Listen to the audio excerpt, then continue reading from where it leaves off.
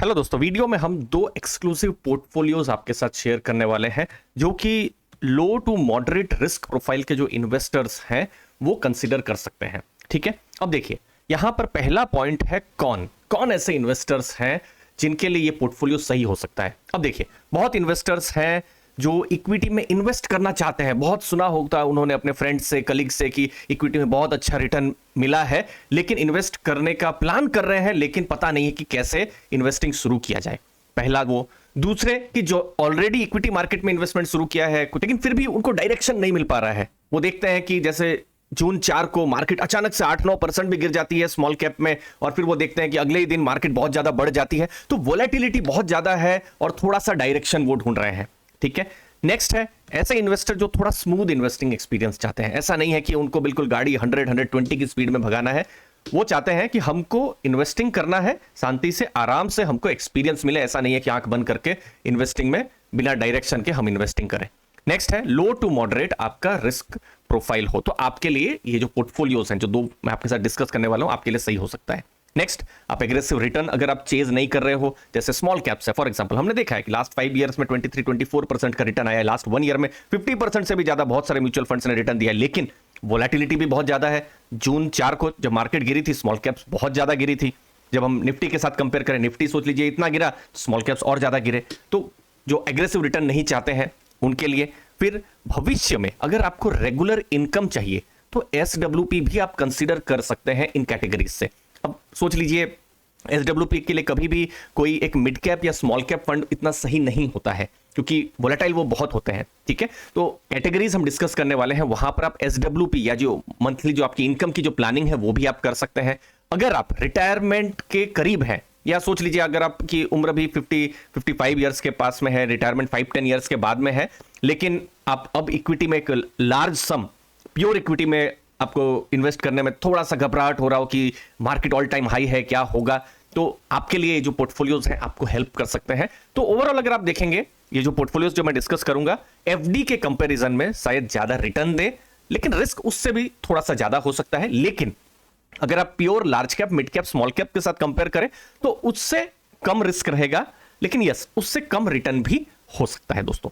ठीक है, तो यहां मैंने दो पोर्टफोलियो मैंने क्रिएट किए हैं और डाइवर्सिफिकेशन भी रखा है, मतलब इक्विटी भी रहेगा, डेट भी रहेगा और आर्बिट्राज अपॉर्चुनिटीज भी रहेगी। आर्बिट्राज ऑलमोस्ट आप समझ लीजिए रिस्क फ्री स्ट्रेटेजी होती है जहां पर साइमल्टेनियस बाई सेल होता है कि जैसे कैश मार्केट में एक प्राइस है, फ्यूचर मार्केट में एक प्राइस है, तो fund manager buy sell simultaneous करते हैं, तो ऑलमोस्ट रिस्क फ्री यहां पर आर्बिट्राज हो सकता है। आप कुछ एक्सक्लूसिव आर्बिट्राज फंड्स को देखेंगे, खैर वो इस वीडियो में डिस्कशन का विषय नहीं है, तो उनका आप रिटर्न देखेंगे कि किसी भी एक एफडी के रिटर्न के आसपास में है विथ टैक्स बेनिफिट ऑल्सो। ठीक है, क्योंकि एफडी की जो इनकम है वो आपका इनकम में ऐड हो जाती है, यहां आर्बिट्राज में टैक्सेशन जो है वो इक्विटी का रहता है। ठीक है, तो एफडी या डेट फंड से ज्यादा रिटर्न पोटेंशियल है लॉन्ग टर्म के लिए, और इक्विटी का टैक्सेशन है जो हम पोर्टफोलियो की बात कर रहे हैं। तो जो पहला पोर्टफोलियो है, ठीक है, उसमें कुछ इक्विटी वेटेज 35 से 45% रह सकता है। वो कैसा हो सकता है, यहां पर 2 इक्विटी सेविंग फंड्स आप ले सकते हैं और 50% का वेटेज रख सकते हैं, और 2 बैलेंस एडवांटेज फंड अगेन, और उनका अगर आप देखेंगे तो 50% का वेटेज आप रख सकते हैं, तो 100% का वेटेज हो गया। तो आप देख सकते हैं, ये मैं एक्सेल में आपके सामने बता रहा हूं, इक्विटी सेविंग फंड मतलब दोनों फंड्स को आपने लिया तो 50-50% का वेटेज, तो आपका कितना हो गया 100% का वेटेज। अब देखिए ये इंपॉर्टेंट है, इक्विटी सेविंग फंड्स में टैक्सेशन इक्विटी का होता है, तो 65% उनको इक्विटी रखना है, लेकिन मैंने यहां पर कितना आपको दिखा रहा हूं 33%। टैक्सेशन इक्विटी का होता है, लेकिन मैं आपको कितना दिखा रहा हूं यहां पर 33%। ठीक है, ये as a practitioner point of view से मैं आपको बता रहा हूं। जनरली 65% है, तो जैसे 33% इक्विटी रहा कोर इक्विटी, और बाकी का 32-35% वो क्या करेंगे आर्बिट्राज पोजीशन कर लेंगे, तो क्या होगा 65% से ज्यादा इक्विटी हो जाएगी। तो अब बहुत सारे इक्विटी सेविंग्स फंड है, तो कुछ फंड में आपको 20% भी इक्विटी कोर इक्विटी लग सकता है, किसी में 30 भी लग सकता है, तो एवरेज हम पकड़ते हैं 30-33 के आसपास। ठीक है, बैलेंस एडवांटेज फंड या जो डायनामिक एसेट एलोकेशन फंड है, यहां पर भी अभी कोई फंड आप देखेंगे फॉर एग्जांपल एचडीएफसी का जो बैलेंस एडवांटेज फंड है वो 55% से भी ऊपर इक्विटी रहेगा, लेकिन आप अगर एसबीआई बैलेंस एडवांटेज पकड़ेंगे तो वो 30-35% रहेगा। तो हर फंड का अलग अलग यहां पर रहता है, तो मैंने एक एवरेज पकड़ लिया है 50% के आसपास, और ये आप मान लीजिए ये अप्रैल मई के समय में फंड मैनेजर्स का ऐसा आप एवरेज पकड़ सकते हैं। बट अगेन मैं यहां रिपीट कर दूं, फंड टू फंड डिपेंड करेगा।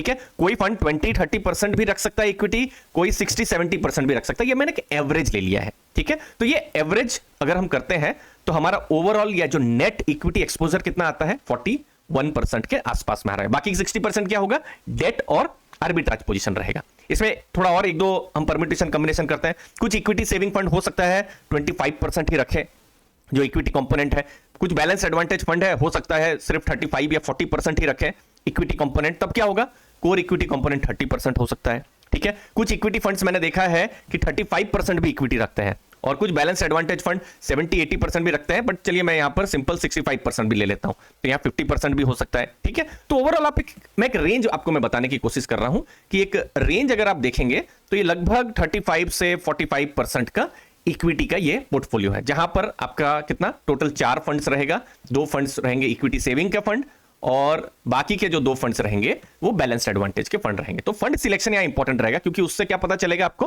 कि कितना इक्विटी में एक्सपोजर है।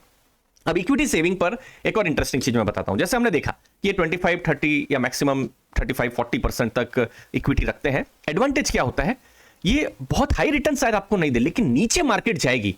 और देखिए, जो भी रिटायरमेंट अप्रोच कर रहे हैं या जो कंजर्वेटिव इन्वेस्टर है, उनको एक होता है कि मेरा पैसा बहुत नीचे नहीं जाना चाहिए। ठीक है, जैसे आप देखिए मार्च 2020, अगेन ये एचडीएफसी का इक्विटी सेविंग्स फंड है, मैं आपको बता दूं, बट प्लीज इसको रिकमेंडेशन मत समझिएगा, ये मैं आपको लर्निंग के लिए बता रहा हूं। ठीक है, ये आपको मैं बता रहा हूं, जैसे मैक्सिमम ड्रॉडाउन निफ्टी का मार्च 2020 में इतना हुआ था, लेकिन अगर आप इक्विटी सेविंग फंड्स को अगर आप देखेंगे, जो इंडेक्स है उसका इतना गिरा हुआ था। ठीक है, सिमिलरली आप देखिए दिसंबर जैसे 2018 में निफ्टी इतना गिरी, फंड कितना गिरा, इतना गिरा, इतना मतलब देखिए 5% या उसके आसपास गिरा, लेकिन आप यहां पर देखिए निफ्टी देखिए लगभग 15% गिरा। तो ये एक इंटरेस्टिंग हो जाता है। सिमिलरली बहुत रिसेंट में देखिए जून में भी आप देखिए निफ्टी बहुत ज्यादा गिरी है 15% के आसपास में, लेकिन आप इक्विटी सेविंग फंड को देखिए कम गिरे हैं। ओके, तो ये फंड के बारे में मैं नहीं बता रहा हूं आपको, मैं ये इंडेक्स के बारे में ज्यादा बता रहा हूं कि जो इक्विटी मार्केट अगर गिरता है तो ये फंड्स जो है कम गिरेंगे। तो इसका मतलब क्या है, आपको डाउनसाइड प्रोटेक्शन मिलेगा। अब रिटर्न कैसे आ सकते हैं, तो जैसे निफ्टी इक्विटी सेविंग इंडेक्स है, 5 ईयर का रिटर्न मतलब मई एंड तक का आप रिटर्न देखेंगे 9.51% है।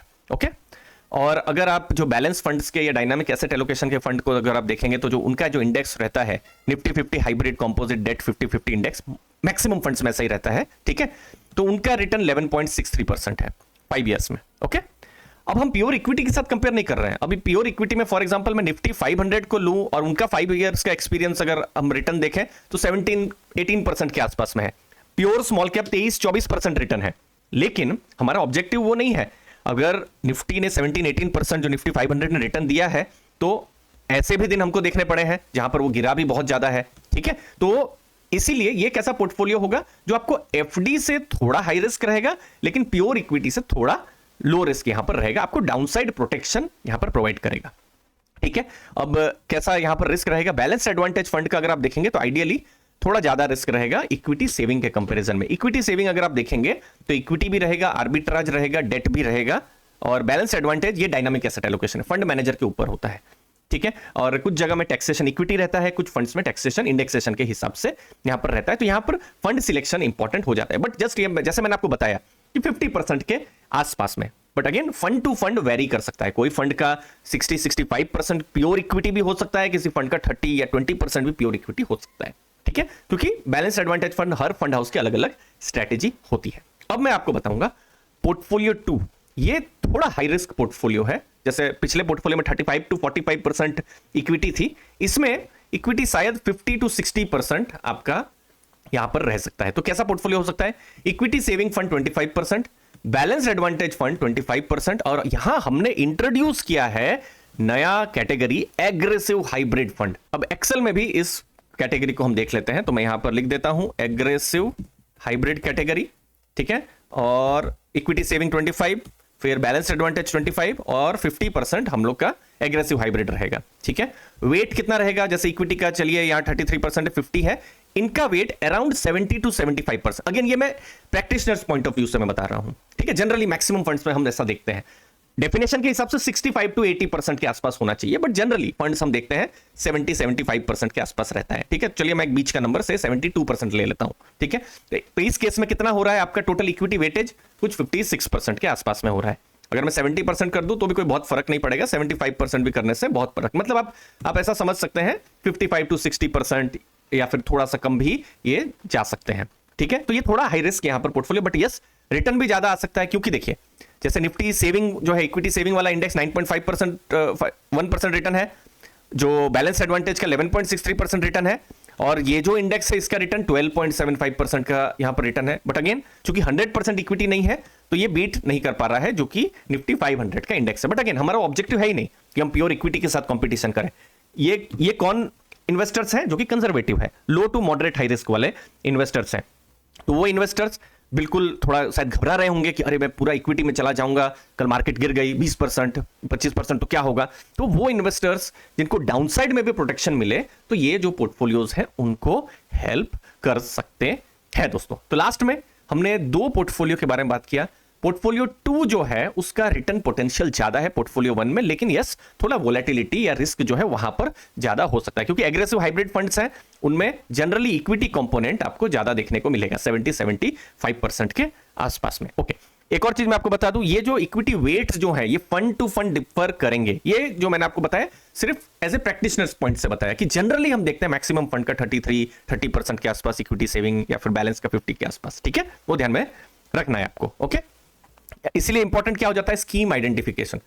ऐसी भी स्कीम है दोस्तों जिसका 16-18% भी बैलेंस एडवांटेज है और 70-75% भी बैलेंस एडवांटेज है, तो फिर तो शायद ये मेरे फॉर्मूले काम ही ना करे। तो स्कीम टू स्कीम आपका जो एसेट एलोकेशन है वो होगा। ये क्या है एट द एंड, ये जो पोर्टफोलियो जो है ये एक एसेट एलोकेशन ही है। 58% अगर आपका इक्विटी है, ठीक है, तो बाकी का क्या है, आर्बिट्राज है और डेट है, जो कि क्या होगा आपको डाउनसाइड प्रोटेक्शन देगा। मार्केट ऊपर जाए या नीचे जाए कोई फर्क नहीं पड़ता है आपको, क्योंकि डेट जो है वो इक्विटी मार्केट से कोई लेना देना नहीं है। आर्बिट्राज उसकी अलग ही चाहे बाई सेल साइमल्टेनियसली यहां पर होता रहता है दोस्तों। ठीक है, तो इसलिए जो लो टू मॉडरेट रिस्क प्रोफाइल है उनके लिए पोर्टफोलियो सही हो सकते हैं। ये हाइब्रिड पोर्टफोलियोज हैं जहां पर जो बिगिनर्स हैं या फिर जो रिटायरमेंट अप्रोच कर रहे हैं उनके लिए ज्यादा अच्छा हो सकता है। लमसम या जो स्टैगर्ड इन्वेस्टिंग यहां पर ज्यादा यहां पर वैल्यू ऐड करे। बट यस अगर आप 10 ईयर का एसआईपी कर रहे हैं तो शायद इतना आपके लिए कारगर ये पोर्टफोलियो ना रहे, क्योंकि अगर आप एसआईपी कर रहे हैं और वो भी 10 ईयर के लिए अगर आप कर रहे हैं तो फिर तो प्योर इक्विटी शायद आपके लिए ज्यादा फायदेमंद आपके लिए रहे। लेकिन अगर आप सोच लीजिए कि आप एक्सपीरियंस करना चाहते हैं मार्केट में, सोच लीजिए 3 साल 5 साल के लिए अगर आप देखना चाहते हैं और आप मार्केट का अनुभव एक एंट्री पॉइंट जैसा आप समझना चाहते हैं, तो ये सब जो पोर्टफोलियोज हैं आपको हेल्प कर सकते हैं दोस्तों। और यहां पर मैं समझता हूं हर इन्वेस्टर डिफरेंट है और यहां पर गोल बेस्ड स्मार्ट इन्वेस्टिंग पर मेरा फोकस रहता है, क्योंकि इन्वेस्टर की requirement, goals, risk appetite, demographic सब कुछ अलग होता है। सब इन्वेस्टर को अलग अलग इन्वेस्टमेंट गाइडेंस की जरूरत होती है। अगर आप इन्वेस्टमेंट गाइडेंस चाहते हैं तो मैं आपकी हेल्प कर सकता हूं। मेरा नाम दीपक है, मैं एमपी रजिस्टर्ड हूं, ये मेरा रजिस्ट्रेशन नंबर भी है। मैं प्रीवियसली एक्स वेल्थ मैनेजर रह चुका हूं, बैंकर रह चुका हूं, जैसे मैंने एचडीएफसी बैंक में काम किया है, फिर आनंद राठी एलारा कैपिटल जैसी कंपनियों में मैंने काम किया हुआ है। पास्ट में और प्रेजेंट में भी मैं बहुत सारे एचएनआई वेल्थ क्लाइंट्स का मैंने पोर्टफोलियो मैनेज किया है और अभी भी कर रहा हूं। और इतना मैं समझता हूं हर इन्वेस्टर अलग है, सबके लिए यूनिक प्लान होना चाहिए। तो यहां पर आप अगर इन्वेस्टमेंट गाइडेंस ढूंढ रहे हैं तो गूगल फॉर्म की लिंक मैंने डिस्क्रिप्शन में दी हुई है। आप गूगल फॉर्म के जरिए डायरेक्टली मेरे साथ कोऑर्डिनेशन कर सकते हैं ताकि आपके जो गोल्स हैं आप स्मार्ट इन्वेस्टमेंट से आपको मिल सके। तो ये free personalised mutual fund consultation है ताकि आपकी गोल प्लानिंग हो जाए। और गोल क्या हो सकते हैं, हो सकता है आपका जो रिटायरमेंट का गोल हो सकता है या फिर बच्चों के एजुकेशन का गोल हो सकता है। ये सब लॉन्ग टर्म गोल्स हैं। शॉर्ट टर्म गोल में ऐसा भी हो सकता है कि आपको 1 साल के लिए पैसा कहां पर पार्क करना है। सोच लीजिए आपको छुट्टियां जाना है 1 साल या 2 साल के बाद में, या फिर आपका मैरिज होना है 3 साल के बाद में, तो आपको किस तरीके से पैसा अभी से जमा करना है। तो ये सब गोल्स आप कैसे पा सकते हैं म्यूचुअल फंड्स के जरिए विथ एक्सपर्ट गाइडेंस, इन सब में मैं आपका हेल्प कर सकता हूं। कॉम्प्रिहेंसिव म्यूचुअल फंड सर्विसेज यहां मैं प्रोवाइड करता हूं और आपकी सभी डिटेल्स कॉन्फिडेंशियल रखी जाएगी। आप गूगल फॉर्म के जरिए आप मेरे साथ कोऑर्डिनेशन कर सकते हैं। 3 दिन के अंदर, 2 दिन के अंदर मेरी टीम में से कोई आपको रीच करेगा और हम लोग कॉल को शेड्यूल कर सकते हैं दोस्तों। आपके कीमती समय के लिए बहुत बहुत धन्यवाद। थैंक यू दोस्तों।